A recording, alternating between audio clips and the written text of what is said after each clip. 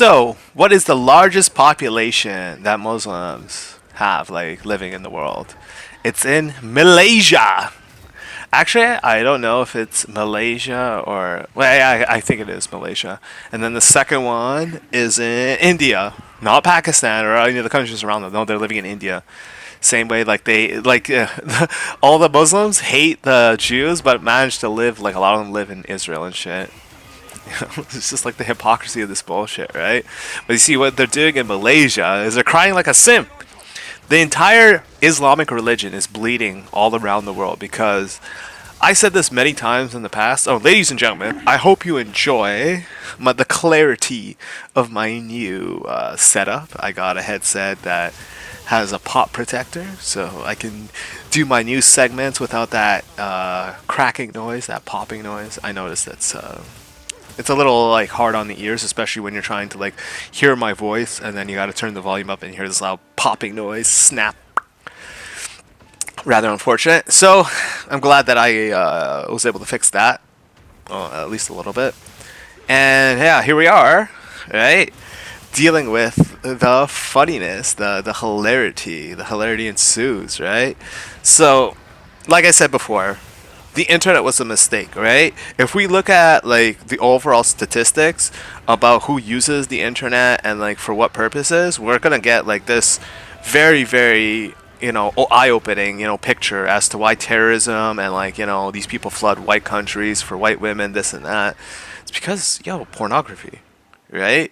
And for how many years have these motherfuckers been watching that shit, right? Now, I'm guilty of this shit myself. So, for me to, like, pass judgment, I gotta address that shit. But, like, some of the stuff that they be looking at, like, it's unheard of. We're talking about, like, snuff, like, eating of feces, of, like, things that, like, I can't describe because even though, I like to go all out on YouTube, chances are, if they hear half the shit that I'm going to say about, like, the stuff that they're looking up, it's gone. My YouTube channel's gone. Like I don't know if I'm on Thin Ice. Like I got no, I got no publicity, no notoriety, no like views, nothing. So I like my little, you know, quiet corner of the internet, if you will. Just like how Incel TV caters to like the fellow incels.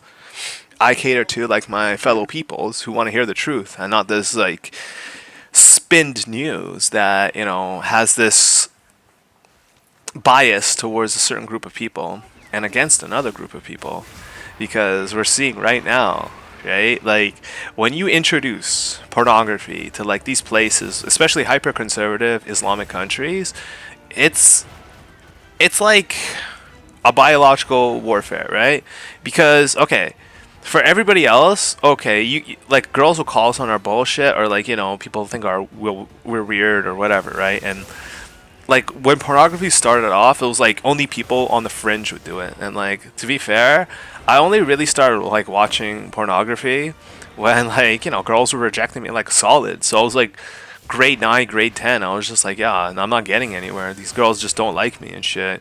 But little did I know that like that's just like a fucking setup, right? Like if your skin is too dark, if you don't have the popular opinions and shit, like the Pakis are gonna like make everybody turn against you, and then you're basically fighting a battle uphill where no matter what you do, like you're dark. It doesn't matter. They don't care. And I didn't get my parents to bleach my skin or whatever and shit. And yeah, that's a thing that can happen. Skin lightening. It's a procedure. Apparently, like an invasive procedure. So once it happens, it never goes away. Your skin is always going to be forever porcelained. But enough of that shit, right? So once you introduce this kind of shit to these kinds of people, my guy, this is the kinds of problems you're gonna get. You're gonna get terrorism because it's like the idea that okay, you have your women, right? And I'm gonna be a very, very culturally insensitive, but for the sake of honesty, I just gotta spill it. Like, yo, your women are not that attractive. On average, your women are unattractive. On average, right? What your women do to become attractive is they look at what Caucasian girls and other girls do, right? K-pop, whatever, and they say, let me copy that. That's not them. They gotta put on like, dye up their hair, straighten it. I straighten my hair too, because it's like, I got like, excuse me, got like, poofy hair, just straighten it, make it look nice. So I know what that's like. But like, and then all the other things like the makeup, the lipstick color, making their lips like look, noticeably lighter, and then they wipe that lipstick off. It's like, wait, what the heck? Your lips are so dark. Oh no. So Malaysia, in light of like the realization that Islam is more or less like a homosexual cult that perpetuates the demeriting of the female gender in order to like embellish homosexuality on the DL, of course, and yeah, they found out, the whole world found out, and what they're doing is, okay, look, we can't have apostasy in our country. Basically, every whatever Sunday, whenever they pray and stuff, you got to go to the mosque. It's just what? So could you imagine, like this Malaysian kid growing up, right, in their country? On one hand, they got this phone, pornography, girls in bikinis and stuff, Instagram, whatever, right? They could just go on Twitter, scroll down, and then they see some things. They go on YouTube, they see a lot of things. TikTok, I don't even know, like, I wouldn't be surprised if Malaysia has banned TikTok. I'm actually going to look that up. Did Malaysia ban TikTok? That would be hilarious if they did.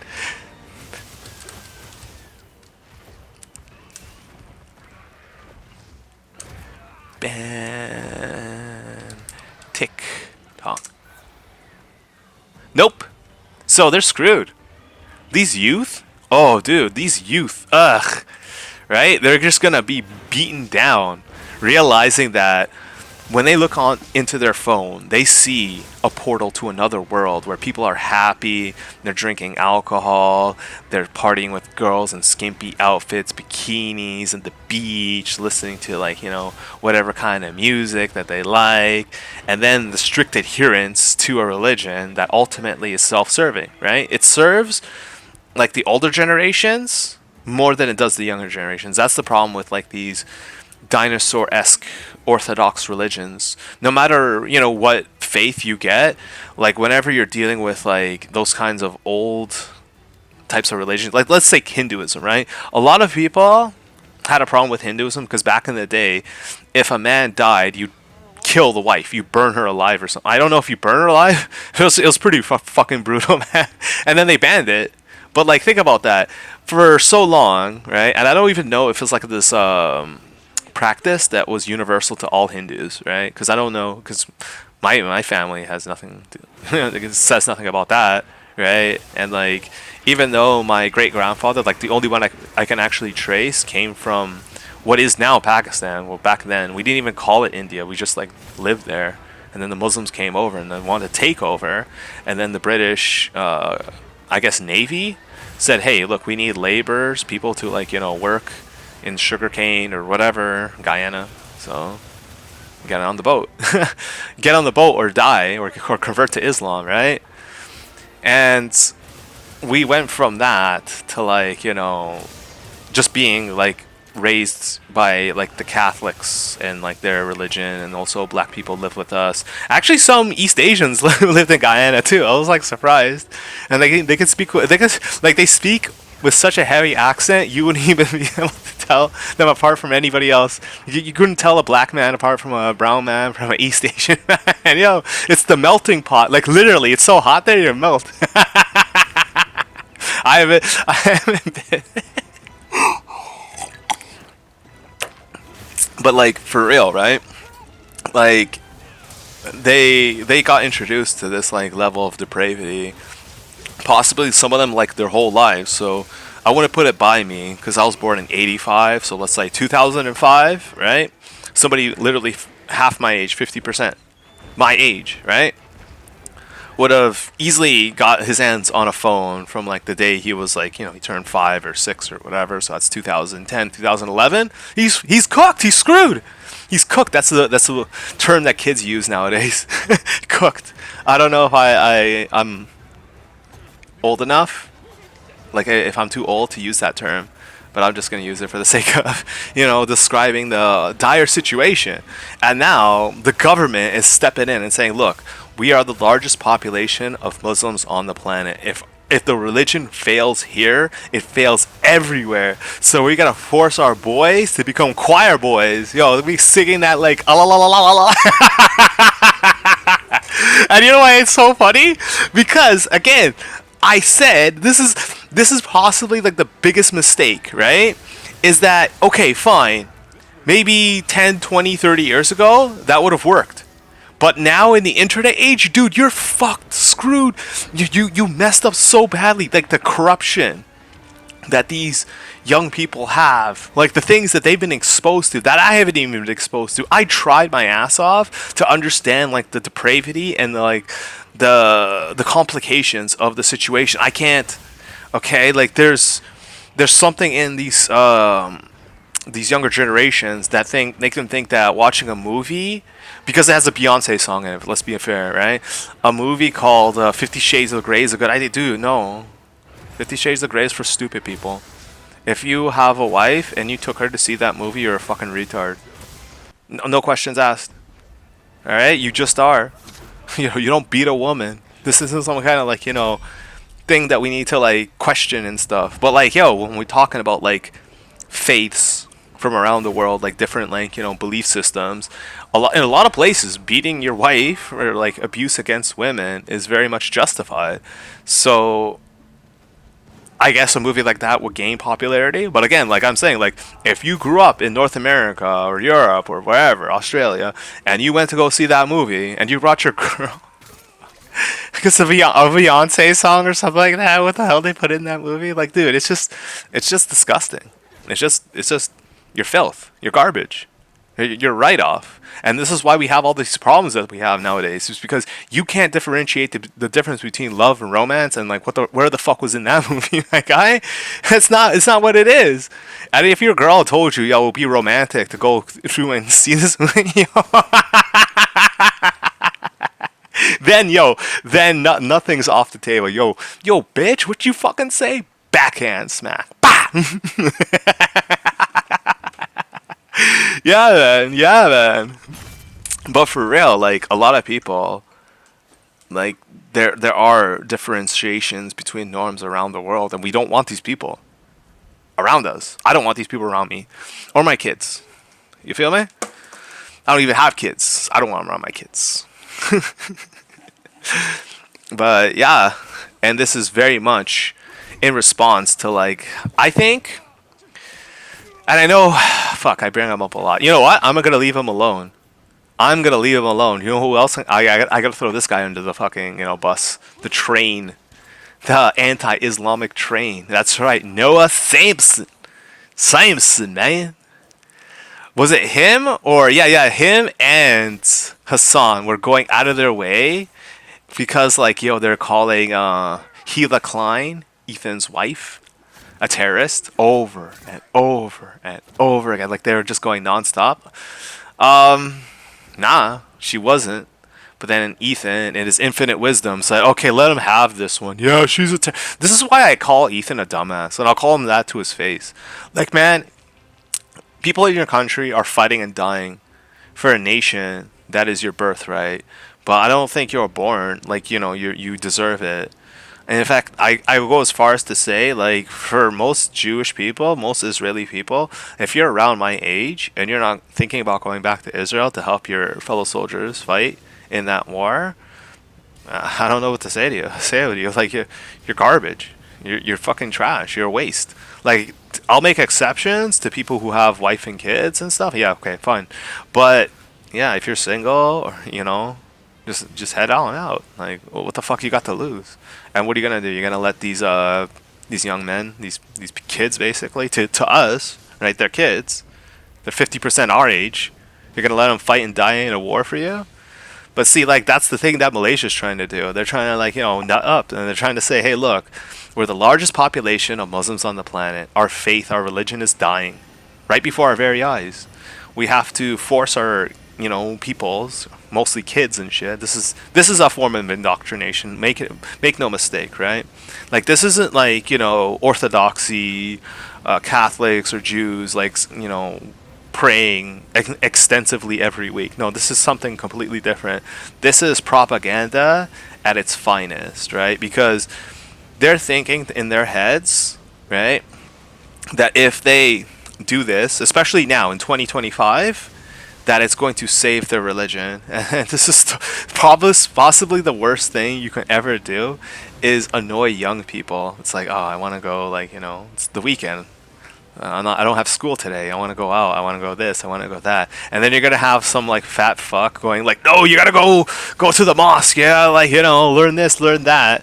And like, yeah, there's always gonna be like those people who are like crazy fundamentals, and that's what they want. The government very much wants to create radicals who will like go out of their way to perpetuate the homo cult, right? Because like it or not, they have the phone, they see on their phone all these gorgeous ass women, and then when they're girls, right, they take off their clothing, all that stuff, and they see underneath that it does not match. How do you think they feel? They want to go out and rape that white girl. They want to go out and blow themselves up. They want to go out and like in a blaze glory of fire because they hate the world. It's not necessarily that they're pushing for this Islamic caliphate. The caliphate already failed them. They already failed them. So what are they going to do? They're never going to be accepted for who they are. Apostasy is punishable by death. So they say, oh, I don't want to be a Muslim no more. Bang, the back of the head, right? You know what I mean? And it's like, I bring this up as a possibility, but that's the reality that they live. That's the reality that they live. Like, I can talk about it, and they have to live that. That's the sad truth, man. And people want to pretend like Israel's occupation of Gaza had nothing to do with this. Okay, go ahead. Nah, man, Israel won. Like I said, big up to Israel, man. Take your country back. You offer them a two-state solution so often that I think at this point people had to be facetious to pretend like it was never tabled. You never had a possible deal. It got shot down so many times. And you could see like, yo, the other side, these Palestinians are so warped with their inbreeding, with their like, mental dispositions that I don't even think they logically understand the depth of problems that they have to deal with. Like they literally have to dig themselves out of a tar pit with like spoons. Like it's not something that's going to happen in 100, 200, 500 years, maybe 1,000. And the reason why like I'm being so hypercritical of it is because of the years, decades, if you will, of indoctrination and how it created basically generations of people who have like a very loose sense of self-worth. Like, I guarantee you, if I gave a gun to Freddie Mercury, right, and I said, go into this crowd of people and shoot people, he would look at me like, yo, go fuck yourself, right? I'm Freddie Mercury. I'm fucking Freddie Mercury. I'm the greatest. I sing for Queen. Everybody like, yo, will remember my name for, generations, well long after I'm dead. I don't need to do anything for you. And then I give that gun to any other Palestinian, they're just like, smile at me, thanks. And people want to call me on my bullshit. Yeah, for sure, right? For sure, right? What is it? What it is, man.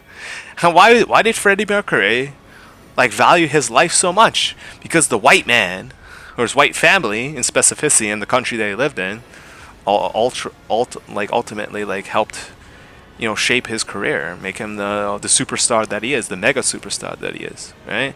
A movie was made after the guy, How many Palestinians, fighting the cause and for the Gaza, for the Palestinian people, how many movies are going to be made about them? How many people are going to remember their names? Nobody. And everybody knows this. And that's why Malaysia is so scared. They're like, yo, ooh, we got to create more. We got to become the second Palestine of this world, and all eyes on Malaysia, dog. You like, if Bosnia falls, right, and the Serbs retake Kosovo, because I think there's something valuable in Kosovo, like some kind of church that is super valuable, and like the Muslims took it from them purposefully to throw shade, insult the Serbs and stuff. I really don't understand like the idea of the Croats going after the Serbs. I gotta look into that. Just seems odd that Christians and would fight each other, but then again, World War I and II, right? reasons. Uh, but yeah, if Bosnia falls and there's no more Bosnia, there's no more Kosovo, right?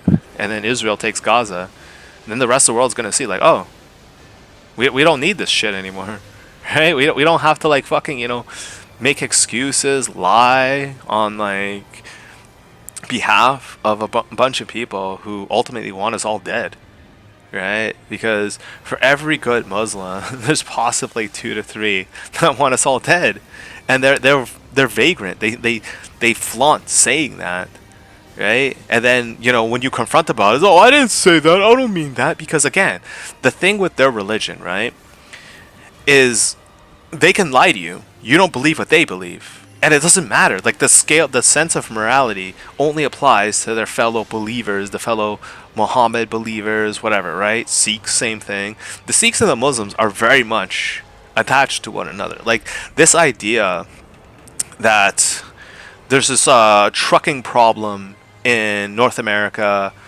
Canada specifically, right? And they get off on the idea that a lot of these, news stations, a lot of these commentators, they can't differentiate between Sikhs and Indians. Let me just tell you straight up, man, Indians and Sikhs are completely different. We do not share a bloodline.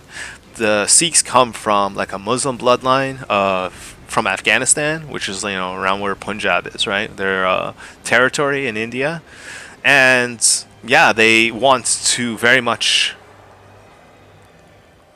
make everybody shun the Indians and stuff. And I'm not saying like the East Indians are like 100% perfect, but like people have to understand something. When we're talking about trucking, when we're talking about like, molestation of children and stalking and harassment, we're talking about Sikhs and Muslims, Pakistanis specifically. And when I say Pakistanis, I'm talking about the Punjabi, because like Pakistan is a very big like not very big, it's not 100% of the Pakistanis are involved in this.